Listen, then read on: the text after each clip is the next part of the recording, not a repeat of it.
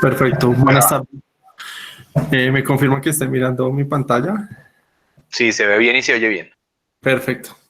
Bueno, muy buenas tardes a mis compañeros, a los profesores y a todos los que asistieron a la charla. Hoy estamos reunidos aquí para darle continuidad al módulo de endocrinología. El día de hoy vamos a hablar de trastornos tiroideos en el paciente crítico. La agenda que propongo es primero, pues digamos que siempre haciéndolo desde el enfoque de fisiología. Primero hablar de todos los fundamentos del eje hipotálamo, hipoficiario y tiroideo.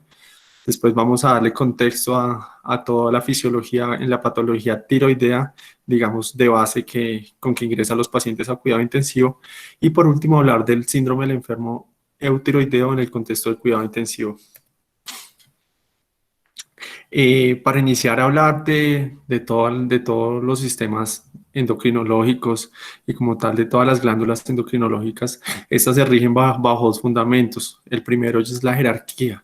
Aquí trae un paralelo que digamos que habla de una época que es muy sombría para las ciencias, que es el medioevo en el cual manejamos una jerarquía que era totalmente vertical. Uno de los principios, digamos, para iniciar a hablar de la parte endocrinológica es esta jerarquía que ya vamos a ver que no es tan vertical como parece, en la cual hay una primera glándula con la cual va a secretar una hormona, la cual va a ser, digamos, va a estimular una segunda glándula y ese papel de la segunda es normalmente secretar una nueva metabolito, una nueva hormona. Bajo este principio de jerarquía funciona una gran parte pues, de las glándulas en nuestro sistema. Este paralelo lo podemos llevar al eje hipotálamo tiroideo, en el cual tenemos el hipotálamo, la hipófisis y nuestra glándula tiroidea. Vamos a ir profundizando con eso, pero pues es uno de los principios que rige. Sin embargo, las glándulas tiroideas no son un sistema de jerarquía vertical. Podríamos más asimilarlo a una orquesta, a una filarmónica. Aquí tenemos un paralelo, pues, digamos, interesante, en el cual tenemos en el centro de la orquesta el hipotálamo, que es como nuestro centro regulador, el que va a dirigir toda esta gran orquesta. Aquí tendríamos los instrumentos, los vientos, los instrumentos de percusión. En este caso tendríamos la hipófisis anterior y la hipófisis posterior, y los instrumentos que utilizamos son nuestras hormonas. La hipófisis anterior dirigiendo la reproducción, crecimiento, metabolismo energético, respuesta al estrés y la lactancia, y la hipófisis posterior que regula el equilibrio hídrico y la contracción uterina, siempre teniendo en cuenta que hay un público, que el público son los órganos. Entonces, nuestro director, que es el hipotálamo y la hipófisis, va a tener la capacidad de escuchar el público.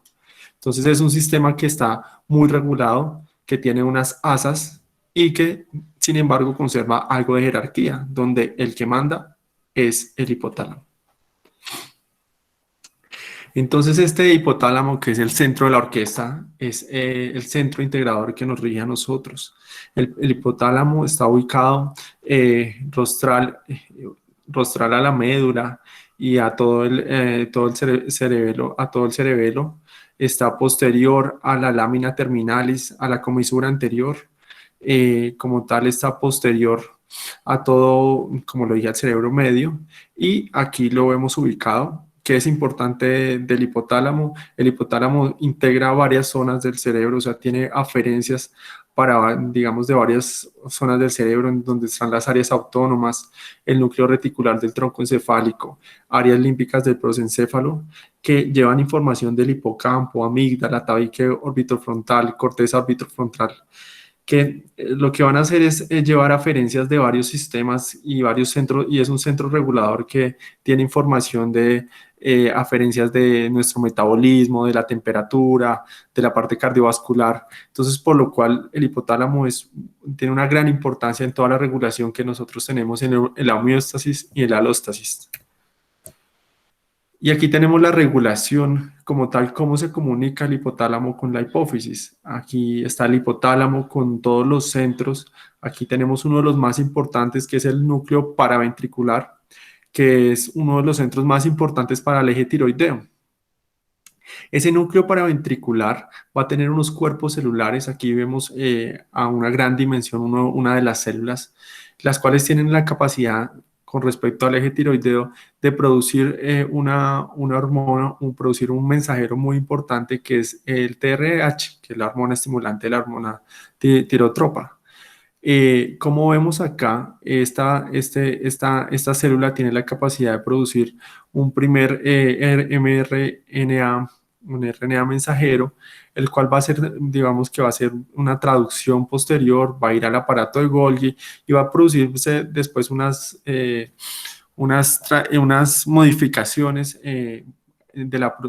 unas modificaciones de la proteína para así finalmente liberarse el TRH. Como vemos, es el cuerpo celular que está en el hipotálamo y por la producción de este TRH va a ser liberado. ¿Este TRH dónde va a ser liberado? En el sistema portal que está ubicado entre el hipotálamo y la hipófisis.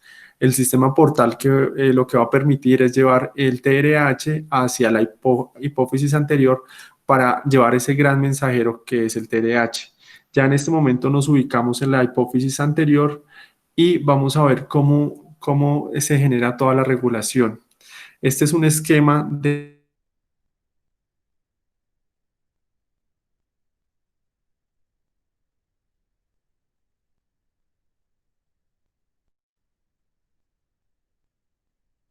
cómo funciona el medio caudal y vemos que cómo es un centro que tiene muchas aferencias. Las más importantes vienen del centro arcuato, el cual tiene unos neuropéptidos que van a regular como tal ese núcleo supraventricular y le van a llevar información de varios datos, como los dije previamente, de metabolismo, de la parte cardiovascular, de control de temperatura, y van a llevarle la información para que éste sea estimulado o inhibido para producir TRH.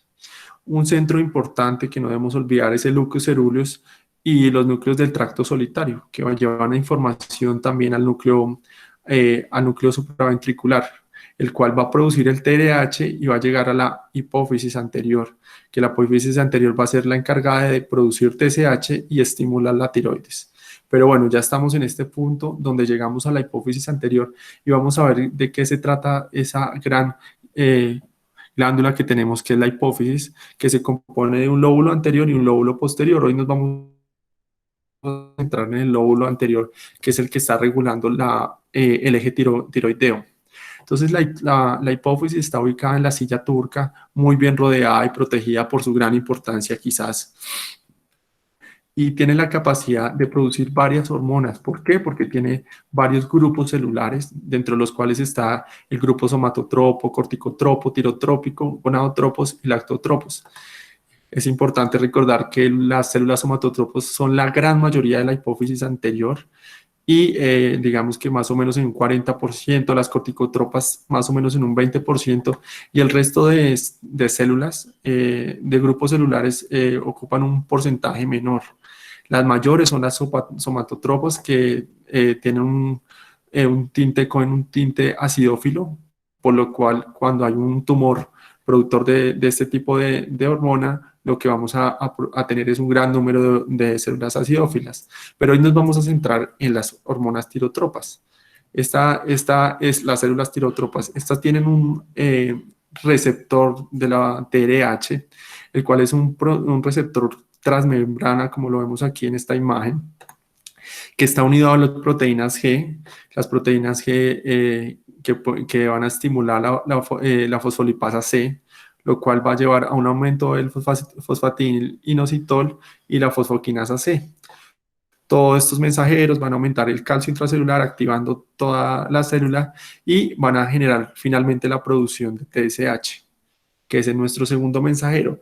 Ya en este momento del camino, ya pasamos del hipotálamo, llegamos a la hipófisis y estamos en el centro de nuestra charla, que es la tiroides.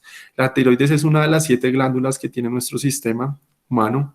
De la primera glándula que se forma embriológicamente, se forma sobre la tercera o cuarta semana, son unas células que están ubicadas en el piso de la faringe. Esas células empiezan a crecer, a multiplicarse y después se va a generar una migración desde el foramen ciego hasta la ubicación que tenemos de la tiroides que está acá. La tiroides, ¿dónde está ubicada? Está ubicada debajo del cartílago tiroideo, como tal, y aquí vemos su conformación, que tiene dos lóbulos, un lóbulo derecho y un lóbulo izquierdo, unido por un istmo. Importante siempre recordar digamos, todo el sistema nervioso, el cual proviene del nervio vago y tiene un nervio tiroideo superior y un laringio recurrente, que es uno de los nervios, digamos, que tienen mayor lesión en todos los tipos de cirugías o intervenciones a nivel de tórax o de cuello. La irrigación está dada por una arteria tiroidea inferior que viene de la subclavia y la arteria tiroidea superior que viene de la carótida externa. Es una glándula muy irrigada como tal, tiene un flujo muy importante. A nivel histológico, aquí vemos un esquema a su izquierda de la pantalla, en la cual tenemos los lóbulos de la glándula tiroidea. Aquí tenemos una magnificación de uno de los lóbulos. Los lóbulos están compuestos por varios folículos. Aquí vemos uno de los folículos, el cual en su centro tiene un centro coloide, el cual ya vamos a hablar de qué se compone, y está compuesto también por una capa de células cuboides que tienen solo una única capa, las cuales van a tener una membrana vasolateral y un ápice, y tienen una polaridad que es muy importante en este caso porque nos va a dar ciertas funciones que son vitales para la producción de las hormonas tiroideas. Aquí a la derecha tenemos un corte histológico en el cual también vemos los folículos con su capa epitelial, y adentro el coloide, el cual está compuesto por todo el almacenamiento de las hormonas tiroideas que ya están sintetizadas y que están dispuestas para, en el momento que se genere la estimulación celular, producir su secreción como tal. Y una vez llegamos a la tiroides, tenemos que hablar del receptor de la TSH. El receptor de la TSH es un receptor que está compuesto por dos subunidades, una subunidad alfa y una subunidad beta.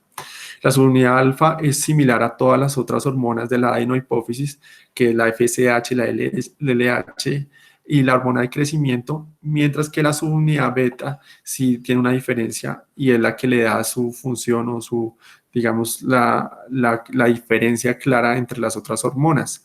Aquí vemos el receptor total. Cuando este receptor es estimulado por el TSH, lo que va a hacer es genera varios cambios en la tiroides, dentro de los cuales está un cambio en la morfología de las células tiroideas.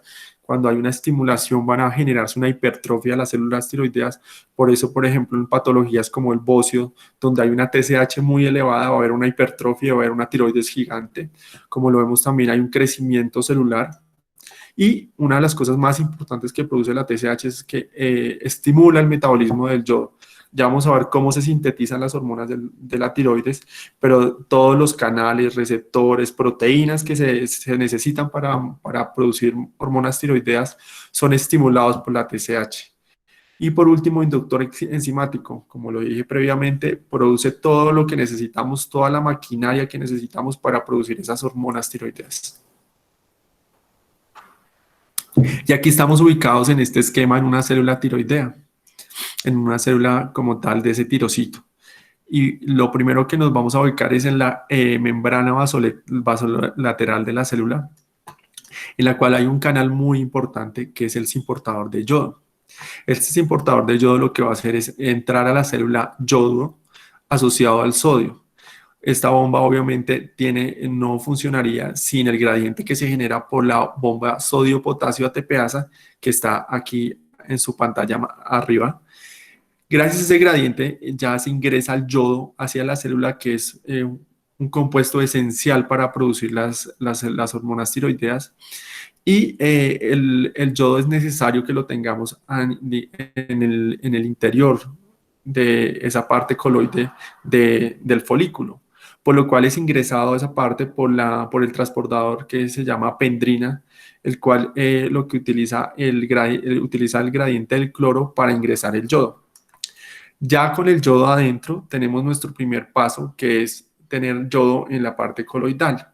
Para producir la hormona tiroidea, el segundo gran el segundo gran elemento que necesitamos es la tiroglobulina. La tiroglobulina es una glucoproteína producida en el tirocito, el cual también está regulado por la TSH. Cuando tenemos una TSH, esta maquinaria pues va a expresarse de mayor manera y va a producirse mayor tiroglobulina. Entonces, en este punto tendríamos tiroglobulina y yodo. Vamos a ver cómo funciona la maquinaria. Entonces, teniendo tiroglobulina y yoduro, que son los dos elementos esenciales, hay una enzima muy importante en el tirocito, que es la tirosin peroxidasa. Esa tirosin peroxidasa lo que va a hacer es convertir ese yoduro en yodo, gracias a otra enzima que es la DUOX, la cual convierte el óxido en peróxido de hidrógeno, que es esencial para que ese yoduro se vuelva yodo. Con ese yodo ya podemos hacer una cosa, que es unir ese yodo a la tiroglobulina, que es esa proteína que nos va a servir de esqueleto para las hormonas tiroideas. Aquí nos dirigimos ya a la parte derecha de sus pantallas, en donde tenemos una molécula de tiroxina, que es donde vamos a pegar el yodo. Lo que hace esta enzima, que es la tirosin peroxidasa, es ir pegando cada yodo en estos anillos de benceno. Entonces, si pego uno, tengo monoyodotiroxina. Si pego dos, tengo diyodotiroxina. Y ya con esto van a empezar a jugar. Entonces, lo que hacen, si pego una diyodo y una mono, vamos a tener la T3. Si pego dos diyodo, vamos a tener una T4. Y cuando se hace de forma reversa, o sea, el mono está de primero y el diyodo está de segundo, lo que vamos a tener es una R3 reversa. ¿Qué es importante eso? T3, una actividad muy importante a nivel biológico. T4 tiene una actividad moderada y la T3 reversa tiene una actividad muy baja, que es un elemento esencial de la patología tiroidea en el paciente crítico. Ya una vez sintetizada la tiroglobulina pegada con el yodo, tenemos fragmentos como vemos aquí, de yodo tiroxina o monoyodotiroxina.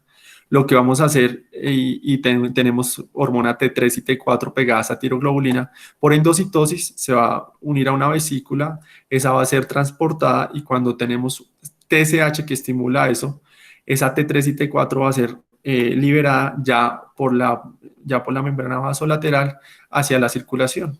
Estos pasos pues son muy sencillos, y esto es la generación de las hormonas tiroideas.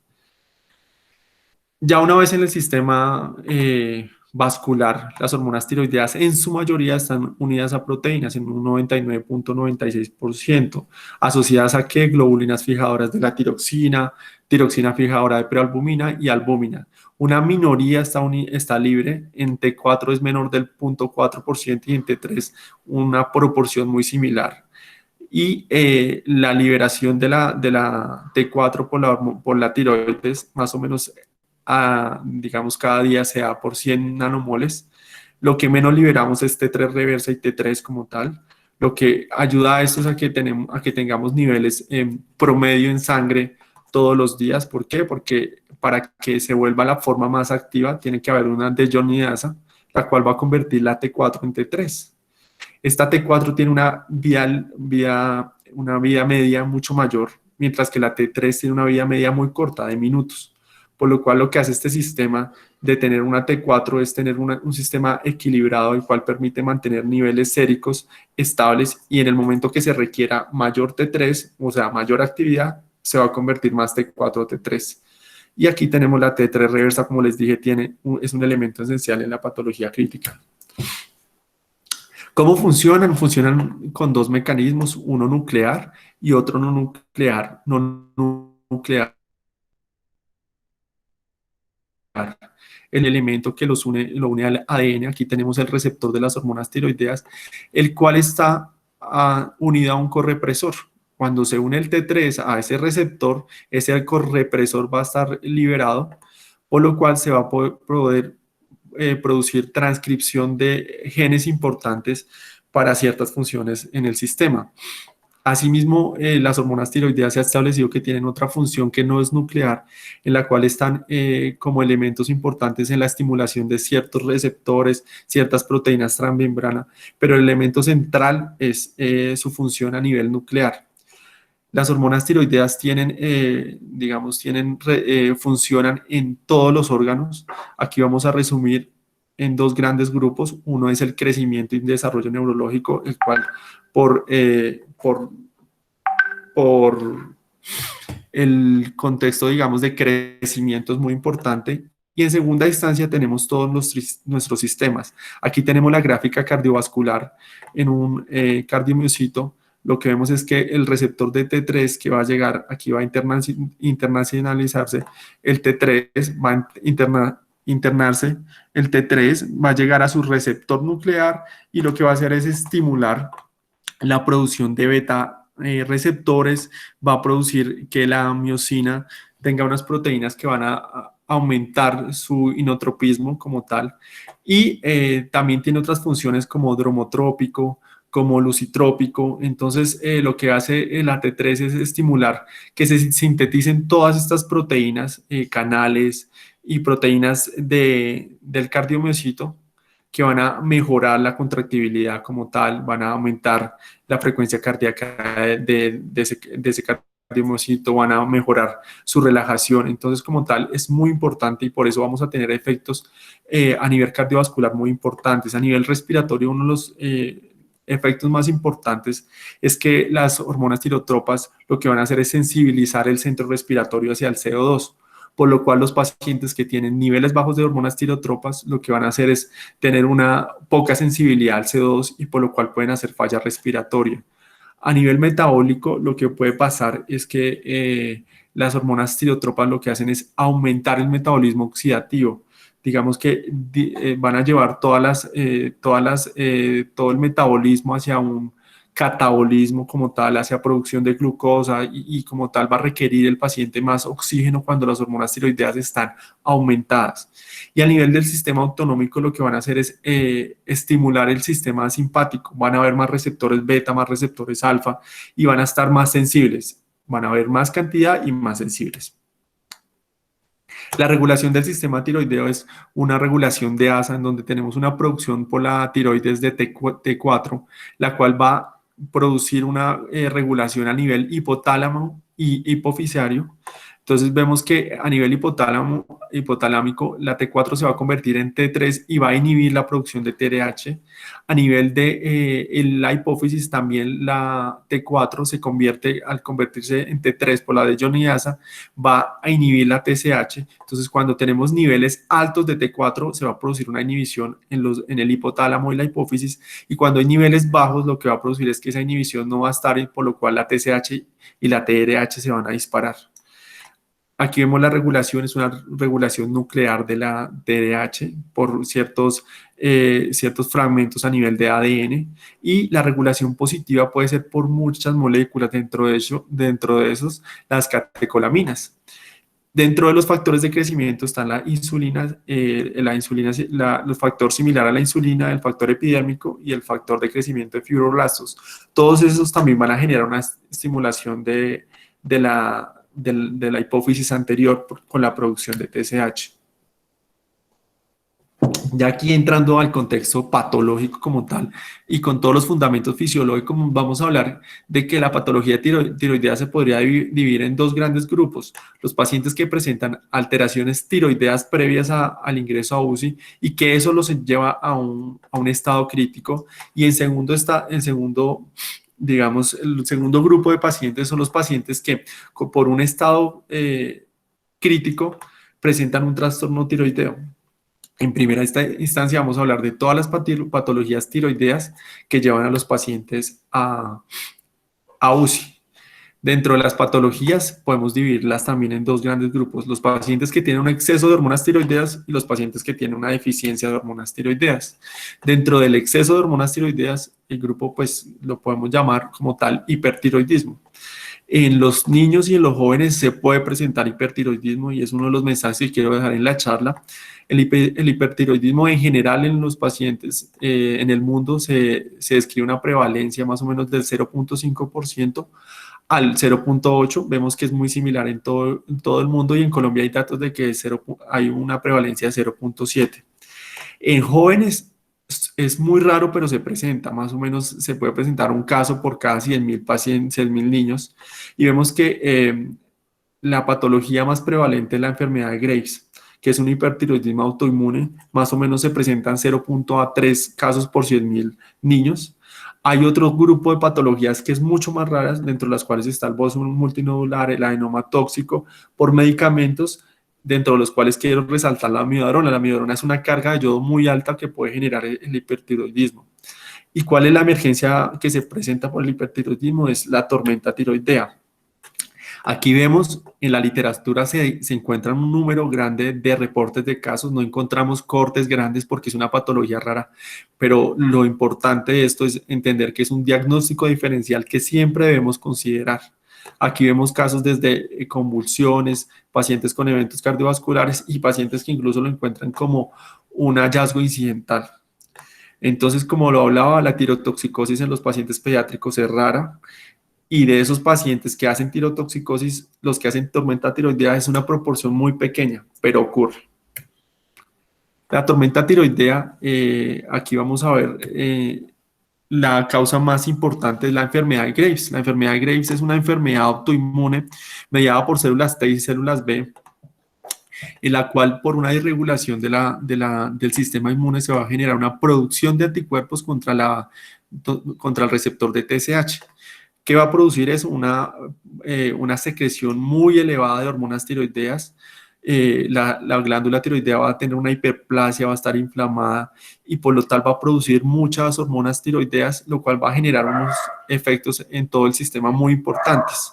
¿Qué se ha observado en el Graves? El Graves, digamos que el paciente puede tener de base el Graves, pero la tormenta tiroidea normalmente está generada por un desencadenante. El desencadenante puede ser un sinnúmero de causas, entre las cuales es importante reconocer el trauma en cuello, las infecciones y importante la retirada de todos los medicamentos antitiroideos.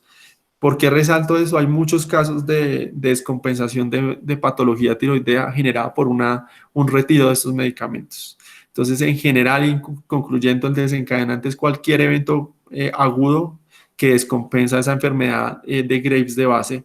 Y por último, hay una predisposición, porque no todos los pacientes que tienen hormonas T3 o T4 muy elevadas van a hacer una tormenta tiroidea.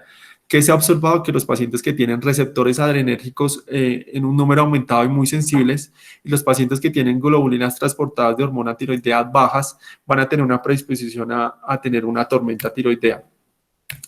¿Qué vamos a ver en los pacientes? Una ansiedad o delirio o coma, y van a tener hiper o taqui en todo. Entonces van a tener taquiarritmias, van a tener arritmias supraventriculares con mucha frecuencia, van a hacer falla cardíaca, taquipnea, y a nivel gastrointestinal, las hormonas tiroideas tienen esa capacidad de aumentar la motilidad. Entonces son pacientes que van a hacer náusea, vómito o diarrea. Para tener una herramienta fácil y sencilla para abordar estos pacientes, tenemos una escala que nos va a ayudar a definir si los pacientes tienen alta o baja probabilidad de tener una tormenta tiroidea. Y es la escala de Wartowski. Esta escala lo que hace es resumir todas las posibles hallazgos que hay en un paciente con tormenta de tiroidea, y todos los van a llevar a una escala que nos va a definir la probabilidad que tiene. Aquí vemos, entonces lo que va a hablar es si tiene desencadenante, cuál es la temperatura, cuáles son los hallazgos al sistema nervioso central y gastrointestinal y a nivel cardiovascular. Y lo que nos va a dar es un puntaje en el cual, cuando el puntaje es mayor a 45, es muy probable, y el resto pues entra como una escala más gris. Pero es muy importante, y lo que definen todas las guías es clasifíquelo. ¿Y cómo tratarlo? Hay 3 medicamentos esenciales que van a manejar la etiología como tal, que es los medicamentos que son el propiltiuracilo, el metimazol, que lo que van a hacer es actuar aquí, como vemos en esta gráfica, y van a disminuir la organificación y el acople de esas hormonas tiroideas. Estos son inhibidores de la tirosin peroxidasa, que ya hablamos de su función tan esencial. Asimismo, es muy importante aquí resaltar que el propiltiuracilo tiene la capacidad de disminuir la conversión de T4 a T3. Entonces, por lo cual es la primera opción en el manejo de pacientes con tormenta tiroidea, porque el metimazol, al solo funcionar aquí y disminuir la síntesis de hormonas tiroideas, no va a disminuir las hormonas tiroideas que ya están a nivel, digamos, sérico y que se pueden convertir en T3, por lo cual tiene un efecto inmediato. El otro medicamento que es utilizado es la hidrocortisona, lo cual la función de este es lograda gracias a la inhibición de la conversión también de T4 a T3. Y por último, el propanolol, que va a ayudar a disminuir toda la sintomatología.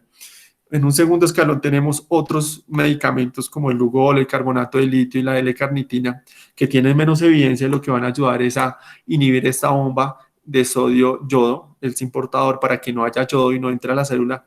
Y es un efecto más tardío porque lo que va a hacer es eliminar la nueva síntesis de hormonas tiroideas. Las que ya están hechas se pueden secretar, entonces digamos que su mecanismo va a repercutir incluso en semanas. Y ya el otro manejo es un manejo de soporte porque son pacientes que están en un estado crítico. Ese es otro mensaje que quiero dejar en la charla y es que la tormenta tiroidea es una urgencia que se debe tratar en cuidado intensivo y que tiene que tener un soporte multidisciplinario. Aquí tenemos un estudio de un grupo que publica en el año 2014 esta corte. Lo resalto, ¿por qué? Porque por sensibilizar y demostrar que hay pacientes que hacen Graves, que hay pacientes que hacen tormenta tiroidea, y ellos lo que hacen es tener una corte entre el 82 y 2006 que agrupa 1.138 pacientes, y en el cual se puede observar que las incidencias de efectos adversos tuvieron una proporción importante con metimazol y propiltiuracilo. Sin embargo, cuando uno ve detalladamente los efectos en su mayoría son efectos menores, como reacciones cutáneas. Los efectos adversos graves fueron en su mayoría menor al 1%. Entonces, son medicamentos seguros en la etapa de la infancia y la adolescencia. Y la tasa de remisión acumulada con estos medicamentos es del 46.2%. Digamos que aceptable. Muchos de esos pacientes que fallan van a tratamiento con yodo, pero nuestro primer papel es tratar de equilibrarlos o digamos de tratar de soportar ese primer envión de la tormenta tiroidea. Y eso lo logramos con estos medicamentos en una gran proporción. Aquí vemos la tasa de remisión en esta gráfica, que fue aceptable, como lo expliqué. Y tenemos un segundo grupo de pacientes que tiene una disminución en la síntesis de hormonas tiroideas. La disminución de la hormona tiroidea, la prevalencia es más importante, más o menos entre el 1 al 5%. Se habla que en Colombia hay 5 millones de pacientes con hipotiroidismo y 5.9 con hipotiroidismo subclínico. Causas más importantes digamos, en pacientes pediátricos, la disgenesia en un 80-85%, que genera ese hipotiroidismo congénito, defectos de síntesis o secreción y atrogenia o hipotiroidismo central en pacientes con hipotiroidismo congénito. Importante, hoy en día tenemos una herramienta que es todo el tamizaje que se hace a nivel neonatal, entonces por lo cual baja la posibilidad que un paciente ingrese por un coma mixedematoso, porque probablemente ya va a estar diagnosticado de manera temprana. Y segundo punto, los pacientes con pediátricos y en la adolescencia también pueden hacer hipotiroidismo. Este puede ser dado por una tiroiditis de Hashimoto, que es la primera causa, medicamentos o deficiencia de yodo. Aquí resalto que en 1960 el 41% de la población colombiana tenía deficiencia de yodo. En el 96 ya es el 7%, entonces fue una medida de salud pública que ha generado una gran repercusión, por lo cual hoy ya no vemos bocios como los que se veían hace 40, 50 años. Pero por estas dos causas los pacientes pueden llegar a entrar a un coma mixedematoso. La pregunta es, ¿sí pasa? Sí pasa. Es infrecuente, pero hay reportes de casos en pacientes. Vemos que, por ejemplo, aquí hay un reporte con síndrome de Down. Siempre tenerlo en cuenta, los pacientes con síndrome de Down tienen más asociación con patología tiroidea y es muy infrecuente, 0.22 casos por 1.000.000, y la mortalidad es muy alta, 30-60%. La sintomatología, vamos a tener un paciente con hipo o bradi en todo, o sea, su función de todos los órganos va a estar baja, va a tener constipación, va a tener una alteración del ritmo, va a tender a la bradicardia, pueden hacer falla cardíaca. Como lo dije, las hormonas tiroideas estimulan todo el centro respiratorio, por lo cual los pacientes van a tener a hacer hipoventilación alveolar, tienden a hacer hiponatremia por un SIAT, disminución de la tasa de filtración y aumento de agua total, hacen coagulopatía y son pacientes que van a tener van a poder presentar coma, reflejos osteotendinosos disminuidos y pueden estar presentando hipotermia. Importante, la tiroides tiene que ser siempre examinada. Aquí traje este video que está publicado en JAMA, en donde nos habla de todo el examen físico que se le va a hacer a la tiroides. Lo traigo aquí dejo el link en la charla. Y es importante que lo revisemos porque a veces se nos olvida que la tiroides existe y que se debe examinar. Es un video que dura casi 20 minutos y nos habla de todos los pasos que se deben hacer para examinar la tiroides. ¿Y qué pasa en el coma mixedematoso? Que tenemos bajos niveles de T4 que no van a estimular el sistema nervioso central, por lo cual el estado mental va a estar alterado. Tenemos una disminución en la termogénesis, por lo cual el paciente va a estar en hipotermia, va a tener una disminución a la sensibilidad de la hipercapnia, por lo cual va a tener insuficiencia respiratoria y eso puede generar anoxia cerebral. A nivel cardiovascular va a haber, como lo vimos, las hormonas tiroideas tienen acción inotrópica y cronotrópica, por lo cual va a haber una disminución del gasto cardíaco, va a haber un aumento de la poscarga y va a haber una disminución del volumen sanguíneo que va a llevar un choque. Y a nivel de los líquidos, lo que se va a presentar es un aumento de la permeabilidad vascular, un aumento de la retención de agua, que el paciente va a cursar sencillamente con un SIAT, por lo cual el paciente va a tener una hiponatremia y una hipervolemia. ¿Cómo lo vamos a tratar? Pues muy sencillo, darle al paciente lo que le falta, suplir. ¿Con qué? Con hormonas tiroideas. Entonces se pueden manejar por manera endovenosa o maneja oral, dependiendo. Aquí vamos a utilizar también la hidrocortisona, pero con otro objetivo. ¿Por qué? Porque los pacientes que tienen un hipotiroidismo muy posiblemente pueden tener algún déficit también en el eje del cortisol, por lo cual lo que se sugiere es iniciar hidrocortisona, tomar cortisol, tomar ACTH y esperar a ver cuál es el resultado, dependiendo de eso se sigue o no. Hacer todo el manejo de soporte con restricción de líquidos y reposición de electrolitos por la hiponatremia tan importante que produce, y todo el manejo de soporte respiratorio, cardiovascular y, importante, manejo de hipotermia, pacientes que van a ingresar con una hipotermia muy marcada. Y ya llegamos al último segmento de esta charla, son los trastornos tiroideos de paciente crítico. Este es un tema muy interesante.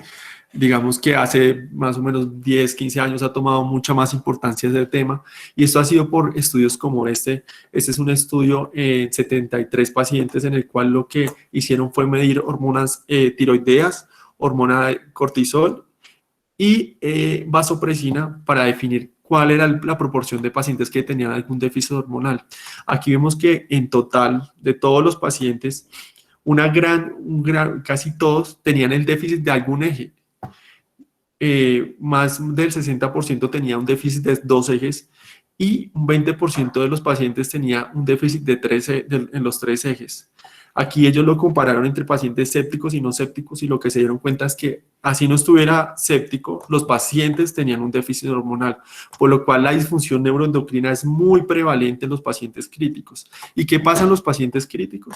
Aquí vemos la secreción de hormona tiroidea en un paciente que está en su casa normal, sin ningún tipo de compromiso. Los pacientes cuando están en una fisiología normal van a tener una secreción de hormona tiroidea normal, la cual va a aumentarse en la noche. Y aquí vemos que los pacientes que están en un estado crítico ya no producen esa secreción en nocturna. Lo otro es que los niveles van a estar muy disminuidos en comparación a la fisiología normal. Esto se agrava con la cronicidad de la enfermedad. Y aquí vemos otro estudio en el cual lo que es un estudio secundario al EPANIC, que es un estudio donde se analizó la nutrición parenteral temprana y tardía, que lo revisamos en sesiones anteriores, y este estudio nos sirvió a los pacientes también le tomaron hormonas tiroideas, y lo que mostró este estudio fue la diferencia entre los controles sanos y los enfermos. ¿Y qué observamos? Con TSH, los pacientes, sobre todo los niños, tenían una diferencia muy importante entre enfermos y sanos. Vemos la diferencia tan importante entre R3 reversa. Los pacientes, los pacientes enfermos tenían niveles mucho mayores a los sanos. Vemos los niveles de T4, los sanos con niveles habituales, normales, y los enfermos niveles bajos. Entonces, en conclusión, pacientes con estado crítico van a tener T4 bajas, T3 reversas altas y TSH disminuidas. O sea, esto lo que nos muestra es que en el área de cuidado intensivo, los pacientes casi en su mayoría van a tener un compromiso del eje tiroideo.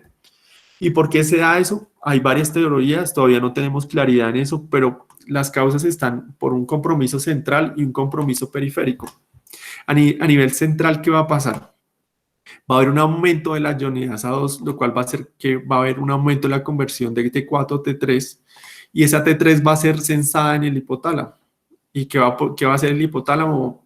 Digamos que va a sensar que hay mucha hormona tiroidea, por lo cual va a disminuir la producción de TDH. Esto también va a ser estimulado por glucocorticoides y citoquinas.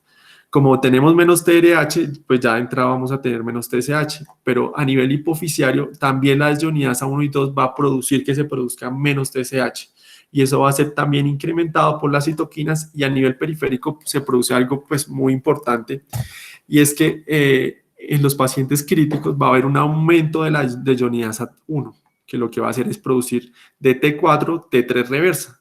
Esta T3 reversa no tiene una actividad biológica, mientras que la T3 normal ya hablamos de toda la actividad que tiene, por lo cual los pacientes van a tener un déficit de hormona tiroidea como tal, van a tener mucha T3 reversa que no va a hacer nada como tal.